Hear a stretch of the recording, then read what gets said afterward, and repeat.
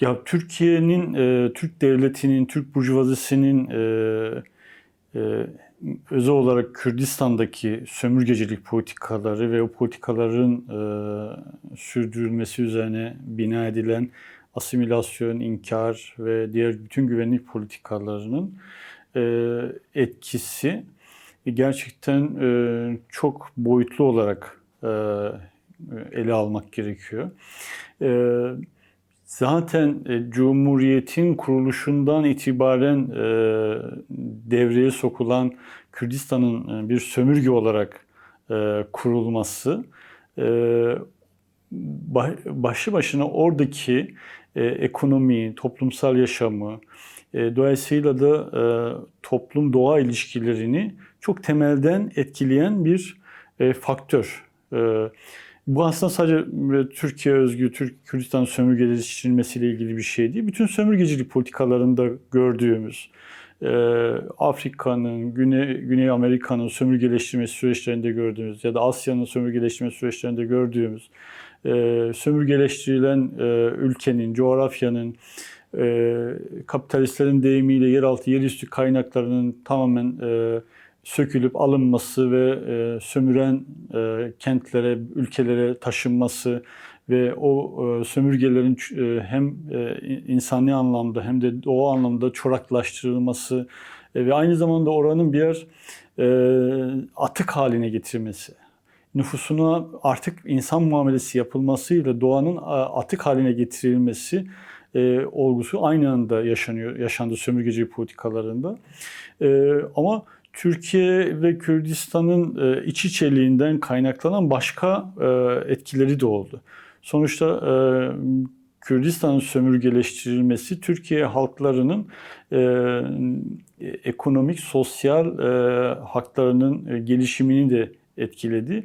Ve aynı zamanda orada kurulan, orada uygulanan politikalar ve oradan kazanılan deneyimler de devlet kendisine karşı mücadele eden batıdaki işçi sınıfına, emekçi köylüye karşı da uyguladı.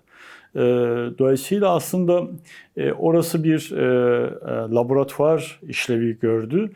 Ama orada kazandığı deneyimi batıda da uyguladı, uygulamaya devam ediyor. Yani zamanındaki işte psikolojik harp tekniklerinden tutun da işte köy boşaltmalara ya da işte şimdi kamulaştırma denilen şeylerin o zaman hiç adı bile konmadan uygulanması şimdi Batı'da da Türkiye'nin batı illerinde de yapılıyor. İşte en son örneği de kayyumlar siyaseti oldu. Kayyumlar orada denendi, orada kullanıldı, orada hukuk oluşturuldu ama artık yani Türkiye'nin neredeyse ekonomisinin yarısının olduğu o İstanbul gibi bir kentte, dünya kentinde bunun uygulanışını görüyoruz ve insanlar da bunun şaşkınlığı içerisinde. Bu 40 yıl boyunca sömürgecilik politikalarının mesela çok en bariz örneklerinden biri kuşkusuz GAP oldu. Güneydoğu Anadolu projeleri. Bu aslında batıdaki Türkiye'nin İstanbul, işte Körfez, İzmir, Ankara gibi sanayi kentlerinin enerji ihtiyacının ta Güneydoğu Anadolu'daki barajlar üzerinden sağlanması örneklerinde gördük ve GAP projeleri aslında o zaman o kadar bir bilinç olmadığı için çok üzerine ekolojik boyutları çok durulmadı ve çok fazla toplumsal bir tepkide oluşturmadı. Fakat GAP projeleriyle Dicle ve Fırat nehirlerinin ekolojik havzası çok temelli olarak değiştirilmiş oldu. Ve sadece o devasa baraj gölleri oluşmadı. O barajlardan üretilen elektriğin işte Türkiye, İstanbul'a kadar taşınmasının getirdiği bütün o inşaat süreçlerinin bir ekolojik yıkımı oldu ve aynı zamanda o havzalar tarihi, kültürel coğrafya mekanlarıydı ve oralarda da yeterince kazı, arkeolojik çalışma yapılmamıştı ve birçok tarihi, kültürel miras da o barajlarla yok edildi. Barajların kendisi işte sulama vesaire için deniliyordu. İşin o kısmı da başarılamadı çünkü işte yine yani yanlış politikalarla işte GAP'la işte Harran Ovası'nın diğer önemli ovaların sulanarak tarımsal faaliyetin sürdürülmesi de başarısız oldu. Ve GAP proje sadece elektrik üretimiyle sınırlı bir etkisi oldu. Ama o coğrafyaların büyük bir yıkımına, o bereketli toprakların tuzlanarak veriminin yitirmesine, bereketinin yitirmesine neden oldu. Ve ondan sonra da aslında bu barajların daha sonra aslında Kürdistan'daki ekoloji çalışmaları yapan arkadaşların çok doğru bir adlandırmasıyla bunların klasik bir enerji barajı ya da sulama barajı olmadığını, bunların adının güvenlik barajı olduğunu koydular ve bu çok yerinde bir tespitti. Gerçekten de barajları evet yani bir işte aslında birçok boyutu oluyor. Yani bir baraj yaptığınız zaman hem belli şirketlere ya da işte sanayiye can veriyorsun. Çünkü orada bir işte ham madde kullanımı, beton kullanımı, taş kullanımı, taşımacılık ve benzeri gibi ekonomik boyutu var. Diğer taraftan barajlar nedeniyle birçok yerleşim yeri sular altında kaldığı için köylerin boşaltılması var. Bir sonucu da coğrafyanın göllerle parçalanması, coğrafyanın bütününün parçalanması gibi bir olgu ortaya çıkıyor. Ve bunu da aslında belki GAP projelerini yaparken akıllarına gelmiyordu ama gerçi o döneme dair tartışmalarda bu var. Yani GAP projeleriyle ilgili tartışmalarda o bölgenin asimile edilmesi, ekonomik ve köy boşaltmalarla Kürt varlığının seyreltilmesi, dağıtılması, bunlar gerçekten o dönemin yani resmi görüşmelerinde ya da o dönemin üniversitelerinin hocaların hazırladığı raporlarda bunlar var. Yani bunlar ifade edilmiş, bunlar düşünülmüş.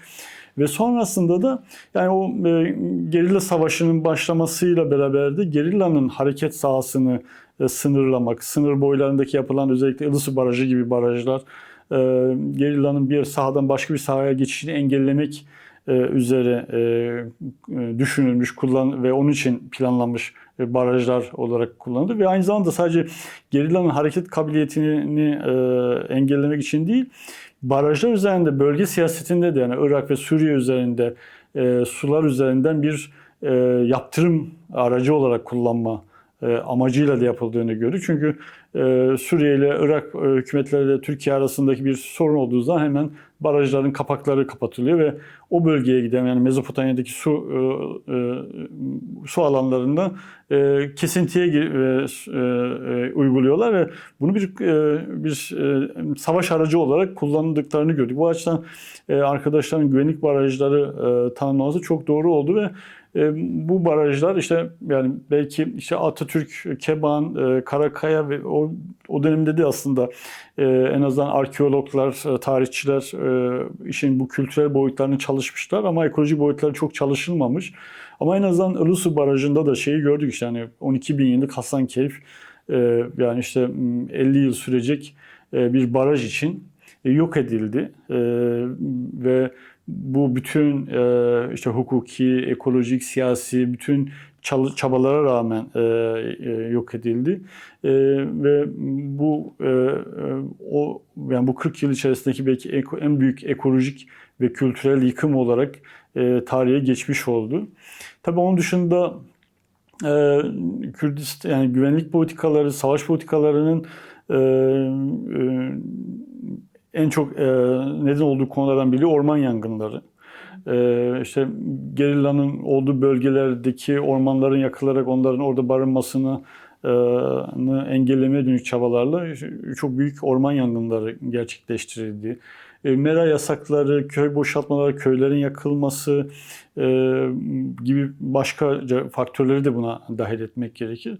Ve tabii aynı zamanda da devlet kendince egemenlik tesis ettiği yerlerde de şirketlere her türlü kolaylığı tanıyarak orada madenciliktir, enerjidir, turizmdir ya da endüstriyel tarım faaliyetleriyle başka bir yıkımı yani savaşın gölgesine, savaşın yarattığı avantajlarla bu tür ekonomik araçlarla da ekolojik yıkımı tesis etti, sürdürüyor, halen de sürdürüyor. Dolayısıyla yani savaşın bir ekonomi olarak savaşın yani silahların üretilmesinden, kaynakların savaş araçlarına yatırılmasından, bunların işte kullanılmasından ve yani o bombalanan alanlar, işte yani sürekli bir savaş uçaklarının etkileri vesaire bunlarla beraber, yani sıcak savaşla beraber bir etkisi olduğu gibi böyle dolaylı etkileri de ya da savaşın sürdürülebilir kılmak için üretilen politikalar, hukuk alanında, ekonomi alanındaki politikalarla aslında bütün sadece Kürdistan'da değil, bütün Türkiye'yi, bölgeyi etkileyen yıkımlara neden olduğunu söyleyebiliriz.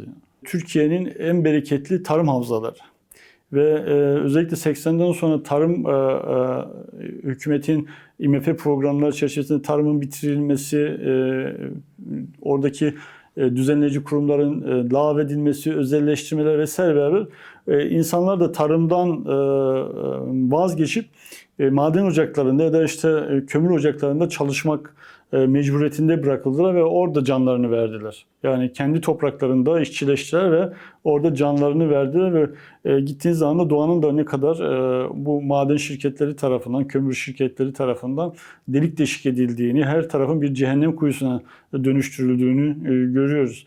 Benzer bir şekilde işte Karadeniz'de sahil yolu projesi, Samsun'dan Artvin, Gürcistan sınırına kadar yapılan sahil yolu projesinde bugün işte beşli çete diye ifade edilen bütün şirketlerin sermayelerinin büyütmelerini sağlayan proje Karadeniz Sahil Yolu Projesi. Karadeniz Sahil Yolu Projesi'nden önce bu şirketler böyle küçücük inşaat şirketleri. Ama bu yapımı da neredeyse 10 yılları geçen, halen daha devam eden aslında Karadeniz Sahil Yolu Projesi de bugünkü işte Cengiz Holding, Kolin, Limak gibi o şirketlerin devlet kaynaklarından ama büyük bir doğa yıkımı gerçekleştirerek yaptıkları proje sayesinde zenginleştikleri projeler oldu ve bugün Karadeniz'de bir sağanak yağdığı zaman ya deniz taşar, yolu alır, ya sel olur, ya heyelan olur. Her defasında hani bir istatistik çıkarsa her yıl neredeyse bu sel ve heyelanlarda bir sürü insanlar da öldü. En son işte şimdi Trabzon'da oldu yani. Dolayısıyla Türkiye kapitalizminin, Türkiye sermayesinin ihtiyaçları doğrultusunda devlet, hükümetler bütün mesaisini şirketlerin en ucuz iş gücüne sahip bir şekilde faaliyet yürütmelerini, aynı zamanda da çevresel maliyetleri hiçbir şekilde göz önünde bulundurmadan çevre koruma kanunlarını, toprağı koruma kanunu, zeytin koruma kanunu gibi bir sürü kanunu hiçbir şekilde kale almadan faaliyet sürdürmelerini sağlamaya hasretmiş durumda ve Türkiye aslında bir tür ölüm coğrafyasına dönmek üzere aslında. Türk devlet kanser araştırmalarını engelliyor. Kanser verilerini açıklamıyor. Kanser verilerini açıklayan Bülent Şık gibi, Onur Hamzaoğlu gibi hocalara davalar açıyor, cezalar vermeye çalışıyor. Ve örneğin sadece bu örneğin Körfez, Dilovası gibi bölgeler değil, İzmir'de, Aliağa'da, yani Türkiye ya da Mersin'de, Adana'da Türkiye bir hem kendi coğrafyasını bir ölü coğrafya haline getiriyor, bir atık coğrafyası haline getiriyor. Aynı zamanda dünyanın atığını da Türkiye'ye getiriyor. İşte Aliağa'daki gemir söküm sektörü ya da işte çöp ithalatı. Yani İngiltere'nin bilmem nerenin çöpleri Türkiye'ye geliyor ve Türkiye bir geri dönüşüm sektörünün üssü haline getirmeye çalışıyorlar. Dolayısıyla bu yani hem Kürdistan'da hem burada Türkiye'nin her tarafında bu yıkım politikaları ayyukaya çıkmış durumda. Ya barış ve demokratik toplum çağrısı ve o çağrının içeriklendirilmesi açısından Kürt Halk Önderi Abdullah Öcalan'ın PKK 12. Kongresine gönderdiği perspektif metni de belirttiği ya da tartışma açtığı konular elbette çok detaylı, çok boyutlu ve bunun da daha da detaylandırarak tartışılacaktı. Tartışılmaya da ihtiyacı vardı. Bunun en azından bütün boyutlarıyla kavranması açısından. Kuşkusuz daha önceden de yani kapitalist egemenliğe karşı demokratik modernite olarak ifade edilen ve temel sac ayakları olarak da aslında işte kapitalizm, endüstriyalizm ve ulus devletçi anlayışa karşı komünal anlayışı esas alan, ekolojik bir ekonomiyi esas alan ve kadın özgürlüğünü esas alan bir açılımlar söz konusuydu. Bu konu üzerine ciddi çalışmalar da yapıldı. Hem pratik boyutuyla hem de akademik boyutlarıyla bu tür çalışmalar yapıldı. Ya kuşkusuz Türkiye'nin bugünkü hali, Türkiye'nin bu siyasal tercih ve ekonomik tercihleriyle direkt bağlantılı bir şey. Türkiye'deki demokrasi ve özgürlüklerin faşist iktidarlar tarafından yok edildiği bir ortamda ekoloji mücadelesi vermek, doğanın savunulmasını gerçekleştirmek kuşkusuz zor. Bunu her somut işte de görüyoruz. Çünkü örneğin hak arama mücadelesinde işte mahkemeye başvuruyorsunuz. Mahkemede sizin lehinize karar çıkıyor ama şirket bunu tanımıyor. Şirket tanımaz çünkü devletin başındaki işte Cumhurbaşkanı Anayasa Mahkemesi ben tanımam diyor. İşte Avrupa İnsan Hakları Mahkemesi kararlarını ben tanımam diyor. Dolayısıyla yukarıdan aşağıya doğru bütün bu sistemin parçaları kendi hukuklarında tanımayacak bir şekilde tamamen aslında hukukla sınırlandırılmamış bir güç kullanımını gerçekleştiriyorlar. Hukukla sınırlandırılmamış bir ekonomik faaliyet sürdürmek istiyorlar. Dolayısıyla bunun sonuçlarını her boyutuyla görüyoruz. Yani işte en ufak bir eleştirinin cezalandırılmasından işte şirketlerin işte mahkeme kararlarını ya da halkın görüşlerini hiçbir şey kale almadan kendi faaliyetlerini sürdürmesini ve işte bunun sonucunda da işte Soma olsun, İliç olsun ya da Şirin-Karahisar'daki atık havuzunun patlamasına yarattığı sonuçlar olsun ya da işte bu kanser oranlarının artması, işte endüstriyel tarımda aşırı pestisit kullanılmasından dolayı üretilen gıdaların gümrük kapılarından geri dönmesi ve iç pazarda tüketilerek insanların zehirlenmesi gibi aslında çok devasa ekolojik sorunları yaratıyoruz. Ya da işte çöplerin ithal edilmesi, çöplerin ayrıştırılmadan yakılması vesaire gibi.